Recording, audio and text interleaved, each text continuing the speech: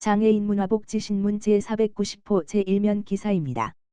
한국장애인개발원 2025년 중증장애인 생산품 신규 품목 아이디어 공모.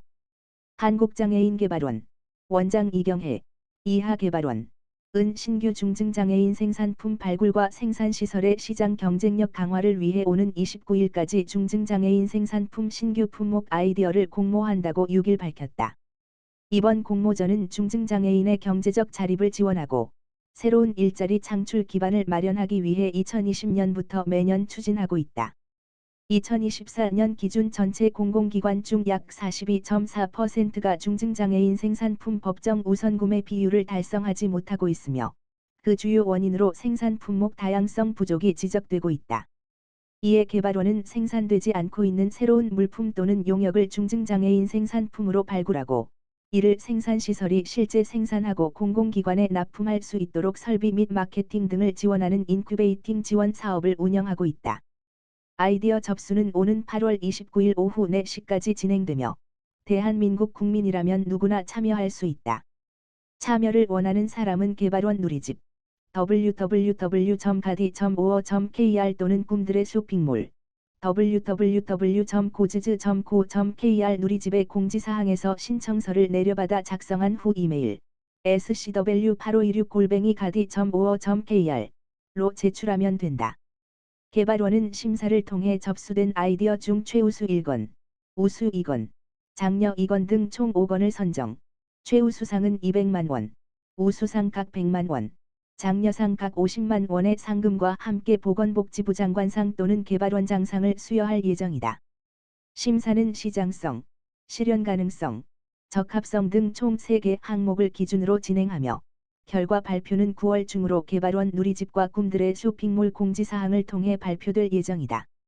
선정된 아이디어는 개발원이 생산시설을 선정한 뒤 설비 마케팅 지원 등 후속 과정을 거쳐 중증장애인 생산품으로 육성할 계획이다. 또한 우선구매 제도를 통해 공공기관 납품 판로 개척도 지원할 예정이다. 개발원 이경혜 원장은 중증장애인 자립기반 마련과 직업 재활을 위해 중증장애인 생산품의 품목 다양화는 필수적이다며 이번 공모전이 새로운 장애인 일자리 창출과 생산품의 경쟁력 강화를 위한 의미 있는 계기가 되길 바란다고 전했다. 자세한 내용은 개발원 우선구매지원부 판로지원팀 지역번호 02-3433-0695-0697으로 문의하면 된다. 한편 개발원은 본 사업을 통해 2020년 소화기, 체어테라피 2021년 스마트 수화물 태그 2022년 운동용 매트, 침낭, 안전모 2023년 전자칠판, 의료용 꺼즈붕대, 야외 운동기구, 델리네이터, 성인용 기저귀 2024년 안전 트래피콘, 다회용 컵 대여 서비스, 카스토퍼, 장애인 식개선 교육, 모래포 등 총 16개의 품목을 새롭게 발굴했다. 보건복지부 2024년 장애인 차별금지법 이행 실태조사 발표. 무인정보 단말기 접근성 여전히 낮아.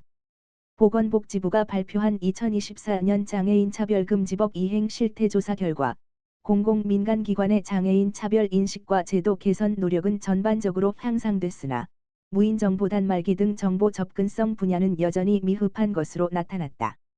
이번 조사는 장애인 차별금지 및 권리구제 등에 관한 법률 제8조에 의해 근거해 한국장애인개발원과 매트릭스가 지난해 10월 23일부터 올해 1월 13일까지 실시했으며 국가지자체와 소속기관, 대학, 공공의료기관 등 4,100여례 개소와 장애인 540명을 대상으로 진행됐다. 조사에서 장애인 차별금지법상 차별행위를 인지하고 있는 기관은 93.8%로 2021년보다 2.1%포인트 상승했다.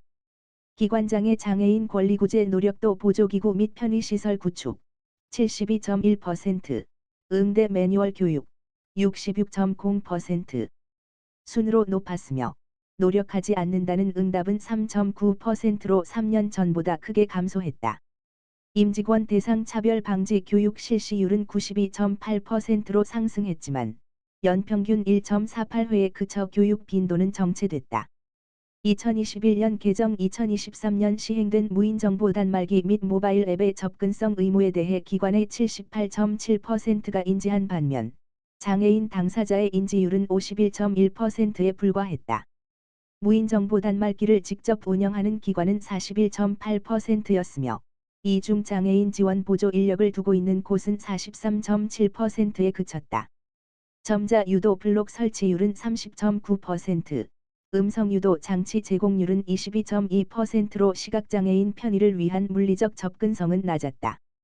기능적 접근성 측면에서도 화면 자막 제공은 22.9%, 수어 제공은 9.4%에 머물렀고, 모든 접근성 기능을 갖춘 기관은 1.4%에 불과했다.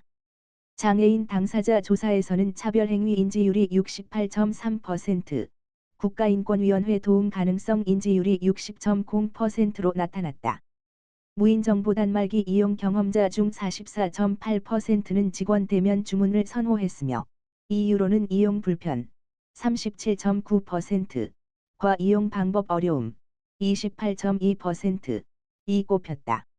업종별 불편 경험은 무인 보관함, 78.6%, 무인 PC방, 77.8%에서 높았고, 이용이 어려운 기기로는 무인 주문기, 80.1%가 1위였다.